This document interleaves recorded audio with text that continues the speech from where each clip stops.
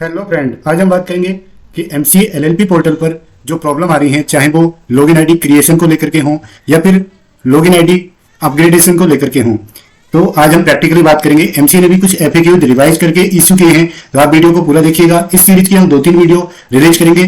तो अगर आपको कोई भी प्रॉब्लम आ रही है, चाहे वो रिसबमिशन की क्वेरी क्या है वो नहीं आपको शो हो रही है, और चाहे आपको किस तरीके से फॉर्म को फिल करना है, फॉर्म की हिस्ट्री नहीं आ रही है, फॉर्म की हिस्ट्री गायब हो जाती है, उस सब के रिलेटेड जो भी प्रॉब्लम है उसको हम इसी सीरीज में डिस्कस करेंगे। तो ये सीरीज को एंड तक आपको देखना है। तो दोस्तों, जैसा कि आप जानते हैं, एमसीए का B3 पोर्टल आ चुका है और B3 portal my application MC website से आप एक्सेस कर सकते हैं। तो अगर आप इस तरीके से जाएंगे तो ये हमारा B3 पोर्टल की लॉगिन आईडी आ जाती है। और ये जो लॉगिन आईडी है सिर्फ और सिर्फ एलएलपी का नहीं है। अगर आप कंपनी फाइलिंग कोई भी कर रहे हैं तो कंपनी फाइलिंग अलग एमसीए के पोर्टल पे जो पहला वाला पोर्टल था उससे ही आएंगे। अगर आप कंपनी फाइलिंग के लिए जा रहे हैं तो आपको एमसीए की वेबसाइट पर आना है और माई वर्क स्पेस पर क्लिक करना है और यहाँ पर लॉगिन करके आपको आगे जाना है। तो ये हमारी कंपनी फाइलिंग हो जाएगी। लेकिन अगर आप एलएलपी फाइलिंग के लिए जा रहे हैं तो इसी पेज पर माई वर्क स्पेस के राइट में माई एप्लीकेशन है, इस पर क्लिक करेंगे तो कुछ इस तरीके से हमारा पोर्टल आ जाएगा। अब हम बात करते हैं दोस्तों की registration. I am new user of MCA, how can I register.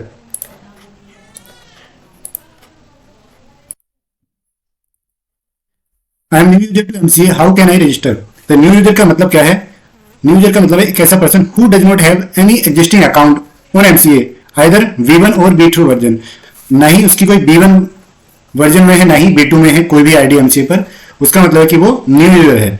तो किस तरीके से अपने आप को रजिस्टर कर सकता है? उसको फ्रेश रजिस्ट्रेशन में जाना होगा। If you are new to the MCA you can register yourself either as a registered user or as a business user. क्योंकि दोस्तों कई लोगों को ये भी कार्य रहती है, सर हमने रजिस्टर्ड यूजर में अपने आप को रजिस्टर कर लिया लेकिन हम सारे के सारे फॉर्म देख ही नहीं पाते हैं। तो एमसीए ने इस बात को क्लियर कर दिया भैया कि जो रजिस्टर्ड यूजर है, registered user profile is mean for any individual in the LLP module.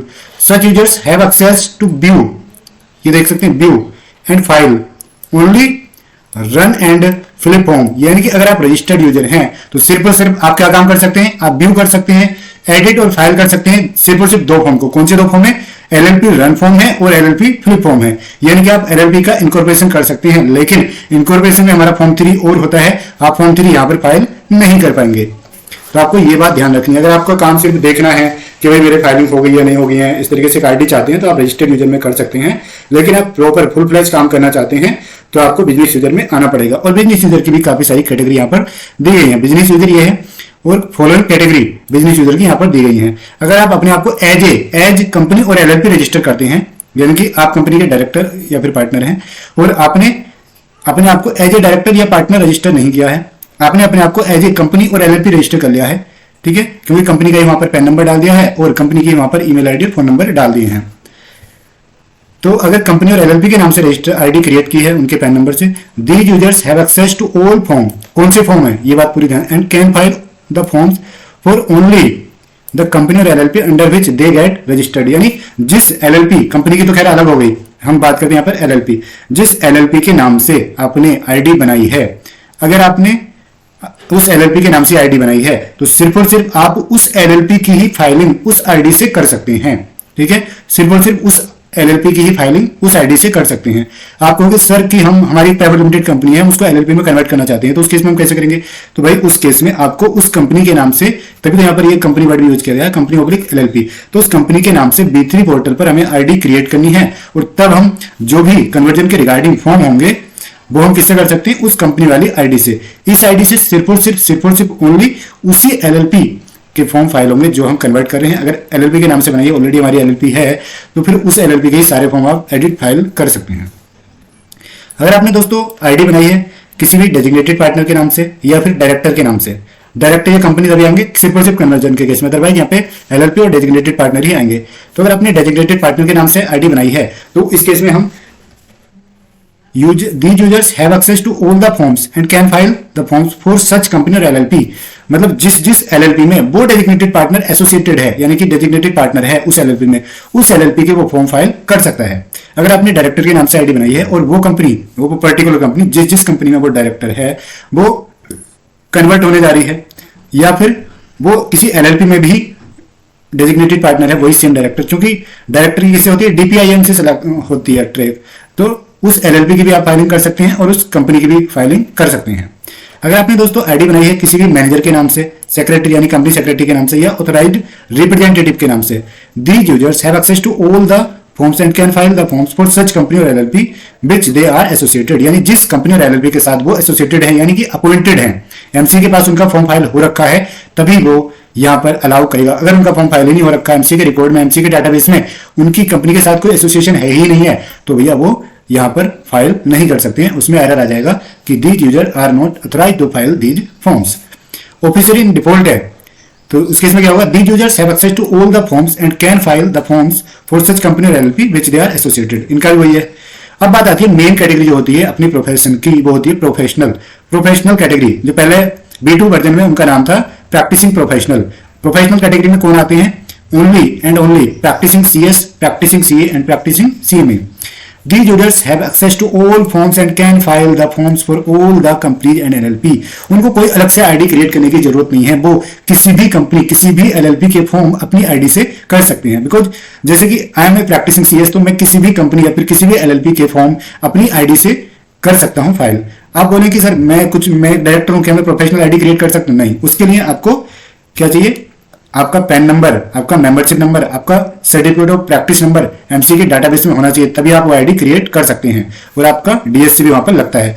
तो कोई और किसी प्रोफेशनल के नाम से आईडी क्रिएट नहीं कर सकता है, क्योंकि ओटीपी वगैरह भी जाते हैं। अगर आप ओटीपी अपने नंबर भी डाल दो फिर भी वो नहीं क्रिएट कर पाता है, क्योंकि उसके लिए membership number, certificate of practice number और पैन नंबर चाहिए, जो कि प्रोफेशनल ने अगर एक आईडी क्रिएट कर ली है तो फिर आपको सेकेंड आईडी नहीं क्रिएट करने देगा ये पोर्टल। तो इनने बाकी बोला है, please note that professional user in B3 by earlier turned as practising professional. यानी इसने बोला कि पहले B2 वर्जन में हमको प्रैक्टिसिंग प्रोफेशनल बोलते थे और अब उनका नाम प्रोफेशनल यूजर हो गया है। कंपनी फाइलिंग को बात की गई कि company filing at present B2 version में ही अवेलेबल है विदाउट एनी चेंज, की उसमें कोई चेंजेस नहीं है सभी यूजर्स के लिए, कि अगर आप रजिस्टर्ड यूजर में भी हैं तब भी आप कंपनी फाइलिंग टोटल अपनी रजिस्टर्ड यूजर में कर सकते हैं।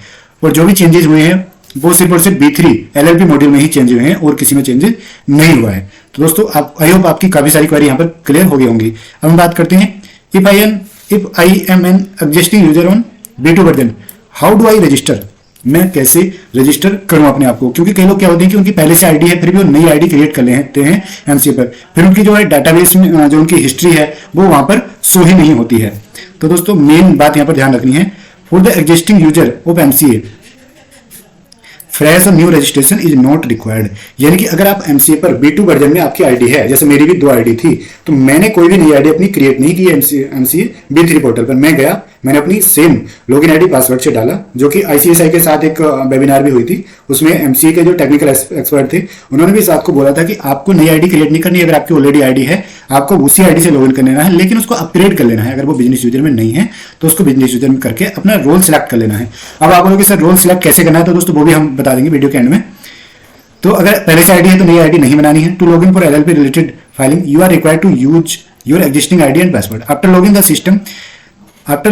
the system will identify the user's existing email ID which was used while creation in B2 system and show all the related history of filing in application history section in LLP। दोस्तों जब अभी हमने B2 वाली ID से B3 में login किया, ठीक है, तो जो भी हमारी आईडी से LLP रिलेटेड फाइलिंग हो रखी है उसकी हिस्ट्री आपको नीचे शो कर जाएगी। हो सकता है दोस्तों एकदम से वो शो ना करे, अगर आप फर्स्ट टाइम लॉगिन कर रहे हैं B2 से B3 में तो फर्स्ट टाइम हो सकता है वो ना शो करे, 2-4 घंटे के बाद वो शो करने लग जाएगी, क्योंकि लोग एकदम पैनिक हो जाते हैं कि सर मैंने भी लॉगिन किया, ऐसे नहीं हो रही है, सर मैंने भी रजिस्टर्ड यूजर से बिजनेस में किया, ऐसे नहीं हो रही है। भाई थोड़ा टाइम लगता है सिस्टम में, क्योंकि वो सारी चीजें ट्रैक करता है ना, आइडेंटिफाई करता है, तो थोड़ा 2-4 घंटे का उसमें टाइम लग सकता है, कई लोगों का आधे घंटे में भी आ जाता है। अब बात की गई if user attempts to register with a new email ID which was not associated with the old B2 system. यानी कह रहा है कि जो यूजर क्या करते हैं, पहले से B2 पे आईडी है और B3 में नई ईमेल आईडी से आईडी क्रिएट कर लेते हैं, तो वो user will be registered as a completely new user and in this case जो उसकी एप्लीकेशन हिस्ट्री है वो वहां से गायब हो जाएगी। तो आपको ये मिस्टेक नहीं करनी है। अगर आपने ये मिस्टेक कर दी है कि आपकी B2 में ऑलरेडी आईडी थी फिर भी आपने B3 में बना ली है, अब आप पहली वाली आईडी से भी लॉगिन नहीं कर पाने क्योंकि आपने पैन नंबर अपना नई वाली आईडी में डाल दिया है, तो आपको प्रॉब्लम यहाँ पे हो सकती है। उस केस में दोस्तों हमारे पास कोई भी सोल्यूशन नहीं है, तो आप मेरे को तो बिल्कुल उसके रिगार्डिंग ना करें। हाँ, अगर आपको इन चीजों से रिलेटेड कोई दिक्कत आ रही है जो मैंने डिस्कस की है, तो आप मुझे डेफिनेटली ईमेल या फिर व्हाट्सअप कर सकते हैं, कॉल डायरेक्टली ना करें, क्योंकि यार टेक्निकल क्वेरी को हम ऑन कॉल तो सोल्व नहीं कर सकते हैं। ठीक है, please note that one email ID and pan only one user can be registered on new system. यानी कि जब भी हम न्यू सिस्टम पे रजिस्टर करेंगे तो पैन नंबर वहां पर मैंडेटरी रिक्वायर्ड है। इससे ये भी है कि कोई और किसी प्रोफेशनल के नाम से न्यू आईडी क्रिएट नहीं कर सकता है, क्योंकि प्रोफेशनल की अपनी आईडी होगी होगी। तो दोस्तों अब हम बात करते हैं कि प्रोफेशनल या फिर किसी भी आईडी के लिए हम किस तरीके से रजिस्टर कर सकते हैं या फिर कन्वर्ट कर सकते हैं। तो कन्वर्ट के रिगार्डिंग वैसे तो हम